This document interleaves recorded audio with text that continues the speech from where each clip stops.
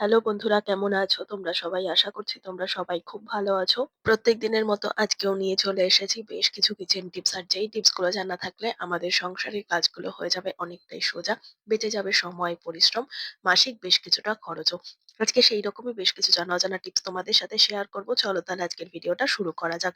বন্ধুরা, আমরা প্রত্যেকদিন রান্নাঘরে কাজকর্মের জন্য কিন্তু ছুরি, কাঁচি, পিলার এগুলোর ব্যবহার করে থাকি। কিন্তু দীর্ঘদিন ধরে এরকম ভাবে মেঝের মধ্যে ধরো রেখে কোনো কিছু কাটছি, করতে, করতে না এগুলোর ধার কমে যায়। কিংবা দীর্ঘদিন ব্যবহার করতে, করতেও কিন্তু ধার কমে যায়। ধার কমে গেলে এগুলোকে ধার দিয়ে নিয়ে আসা বাজার থেকে সেটা সবসময়ের জন্য সাথে, সাথে সম্ভব হয় না। এছাড়াও কিন্তু বন্ধুরা দেখবে এগুলো আ আমরা কিন্তু বাতিল করে দিয়ে নতুন আবার কিনি। তাতেও কিন্তু একটা পয়সা খরচার ব্যাপার হয়ে দাঁড়ায়।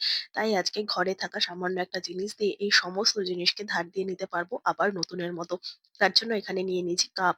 আর যেই ধরনের কাপগুলোর পিছন দিকটা একটু এরকম এবড়ো-খেবড়ো থাকে, চীনেমাটির যে ধরনের কাপ হয় সেই কাপই কিন্তু নেবে। কোনো রকমভাবে কিন্তু কাঁচের বা ট্রান্সপারেন্ট যে কাপগুলো হয় এগুলো নেবে না। এই ধরনের কাপে কিন্তু হবে না। আর এই চীনামাটির কাপের পিছন দিকটা দেখবে একটু খড়খড়ে টাইপের হয়। আর এই খড়খড়ে জায়গাটার মধ্যেই তোমরা যদি ছুরি, কাঁচি, পিলার, গ্রেটার সমস্তটা এভাবে একটু ঘষে নিতে পারো, তাহলে দেখবে যে ধারটা চলে গেছিল সেটা কিন্তু আবার রিটার্ন করবে। যার জন্য বাজারে নিয়ে গিয়ে টাকা খরচ করার ধার দেওয়ার তো দরকার পড়বেই না, সাথে নতুন কেনারও দরকার পড়বে না। এইভাবে ঘরে বসে ফ্রি অফ কস্ট এ যদি আমরা একটু বুদ্ধি খাটিয়ে ধারটা আবার নতুন করে দিয়ে নিতে পারি, কোথাও গিয়ে আমাদের অনেকটাই সুবিধা হবে। ছোট্ট, ছোট্ট টিপস গুলো ভালো লেগে থাকলে অবশ্যই সঙ্গে থাকবে। দেখে নাও পরের টিপস। বন্ধুরা, আমাদের কাছে এমন বেশ কিছু চাবি থাকে যেই চাবিগুলোর কিনা কোনো রকম কি রিং থাকে না। আর রিং না থাকায় কিন্তু কি হয়, এই চাবিগুলো ক্যারি করতে ভীষণই অসুবিধা হয়। যেখানে সেখানে পড়ে যেতে পারে, রাস্তাঘাটে বেরোলে হাতে নিয়ে রাখলে পরে, আবার কখনো ব্যাগের মধ্যে রাখলেও এটা ওটা বের করতে গেলেও কিন্তু হারিয়ে যায়। রিং থাকলে যে একটা বড় ব্যাপার থাকে, গ্রিপ্ট এর মধ্যে থাকে সেই জিনিসটা থাকে না।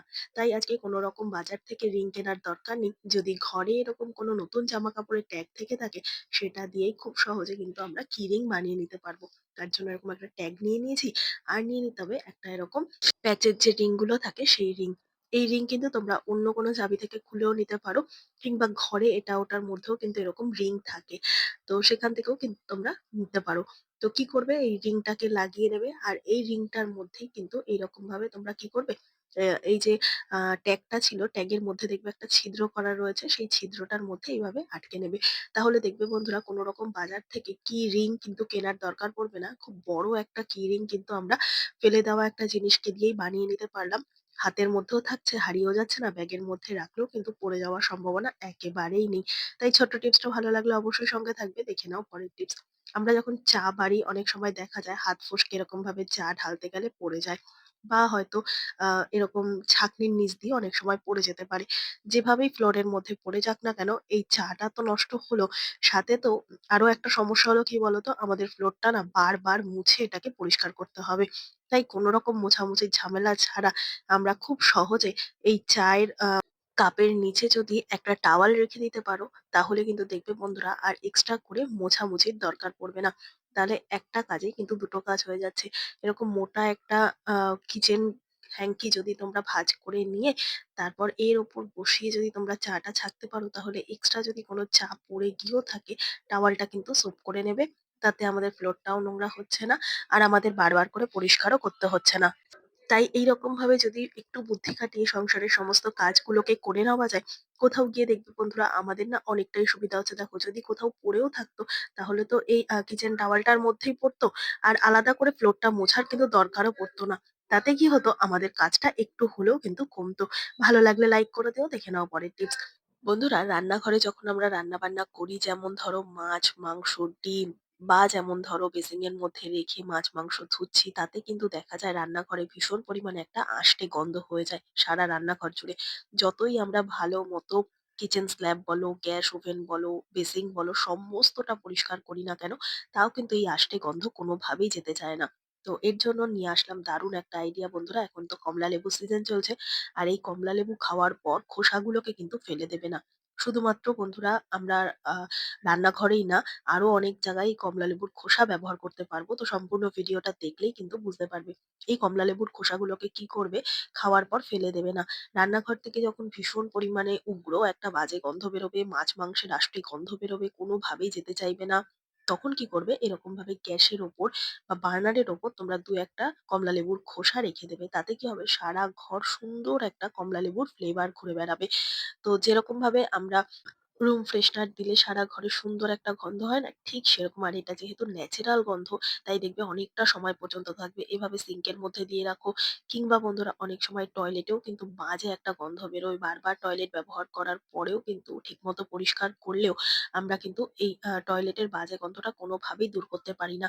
কোমোডের ওপর বা বেসিনের মধ্যে কোনো এক টুকরো কমলালেবুর টুকরো এইভাবে রেখে দাও খোসার, তাহলেই দেখবে সারা আ বাথরুম থেকেও খুব সুন্দর একটা ফ্রেশ গন্ধ আসবে। তো যেটা কিনা আমরা বাথরুমে অনেক সময় হয় ছোট, ছোট ফ্রেশনার এর প্যাকেট কিনে এনে রুমটাকে ফ্রেশ করি। তো সেটা আর কিনতে হবে না। এইভাবে কিন্তু আমরা কমলালেবুর খোসা দিয়ে শুধুমাত্র রান্নাঘর বা টয়লেট না, ঘরেও রেখে দিলে খুব সুন্দর একটা ফ্রেগনেন্স আসবে।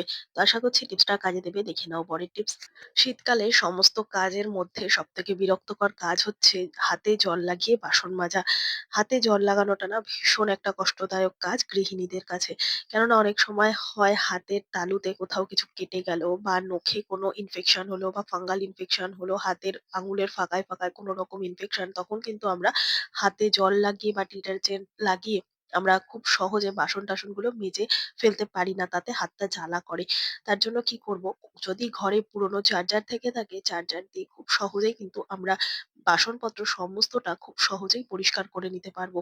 তো এখানে আমি নিয়ে নিয়েছি একটা পুরনো চার্জার। আর এই পুরনো চার্জারটা না একেবারে নষ্ট হয়ে গেছিল কোনো রকম কাজে। এটাকে কিন্তু আর ব্যবহার করা যাচ্ছিল না। তাই চার্জারের উপরের যে কর্ডটা রয়েছে সেই কর্ডটাকে খুলে নিলাম। আর এই কর্ডের মধ্যে লাগিয়ে নেব একটা স্ক্রাবার। স্ক্রাবারটাকে এইরকমভাবে উপরের দিকটায় লাগিয়ে একটা রাবার ব্যান্ডের সাহায্যে টাইট করে আটকে দেব, যাতে কোনো রকমভাবে না খুলে যায়। এবার বন্ধুরা দারুণ একটা অর্গানাইজার কিন্তু সারা শীতকাল জুড়ে আমরা ব্যবহার করতে পারবো। যেটার জন্য কোনো রকমভাবে আমাদের হাত লাগানোর দরকার পড়বে না আমাদের বাসন মাজার ক্ষেত্রে। আর যেহেতু চার্জারের নিচ দিকটা এরকম হাতল মতো রয়েছে আর এই হাতলের মধ্যে হাতটা রেখেই কিন্তু খুব সহজে আমরা বাসনগুলোকে মেজে ফেলতে পারবো। দেখো বন্ধুরা উপরের দিকে চার্জারের জায়গাটা ধরে নিয়ে এভাবে যদি বাসন মেজে নিই, বাসন তো পরিষ্কার হবে। সাথে কিন্তু আমাদের হাত লাগানো ছাড়াই খুব সহজে আমরা বাসনগুলোকেও মেজে নিতে পারবো। তাই এইভাবে যদি সারা শীতকাল জুড়ে বাসন মেজে নেওয়া যায়, হাতের কোনো রকম সমস্যা থাকলে সেটা আর বাড়াবাড়িও হবে না। আর হাত কিন্তু একেবারেই ভিজছে না। দেখো বন্ধুরা ডান হাতটা কিন্তু একেবারেই আমার শুকনো রয়েছে। কোনো রকম জল লাগানো ছাড়াই খুব সহজে যেকোনো ধরনের বাসনপত্র, এঁঠো বাসন বলো বা তেল চিটে কড়াই বলো, সমস্ত বাসন কিন্তু এইভাবেই আমরা খুব সহজে পরিষ্কার করে নিতে পারবো। তাও আবার হাতের কোনো রকম সমস্যাই কিন্তু হবে না। তাই বন্ধুরা আজকের এই ছোট, ছোট টিপস গুলো তোমাদের যদি ভালো লেগে থাকে লাইক, কমেন্ট, শেয়ার করে পাশে থাকবে। আমার এই ভিডিওটা তোমরা কে কোথা থেকে দেখছো কমেন্ট করে জানাতে ভুলবে না। দেখা হবে আবারও অন্য কোনো ভিডিওর সঙ্গে। ধন্যবাদ।